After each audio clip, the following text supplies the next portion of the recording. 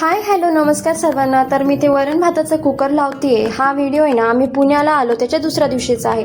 पुण्याला आलो ना, तर खूप थकलेलो होतो प्रवासामुळे, त्यामुळे भाजीपाला आणणं काही शक्य झालं नाही. त्यामुळे सकाळी ना दुसऱ्या दिवशी वरण भातच लावला आणि दुसऱ्या साईडला श्रीजासाठी मूगडाळ लावली.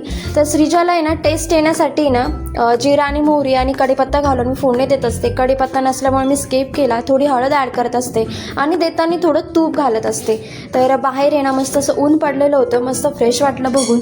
मला आहे ना साधं वरण एवढं आवडत नाही, त्यामुळे म्हटलं जास्त मटेरियल नव्हतं वरण बनवायला, पण म्हटलं जे आहे त्यातच बनवू मस्त लाल वरण. तर एक कांदा आणि 2-3 लसणाच्या पाकळ्यांचा वापर केला आणि सांबार मसाला असल्यामुळे ना वरण मस्त टेस्टी झालं. वरण बनवलं, जेवण झालं आणि असेच कामं करत करत संध्याकाळ झाली आणि संध्याकाळी दिवाबत्ती केली.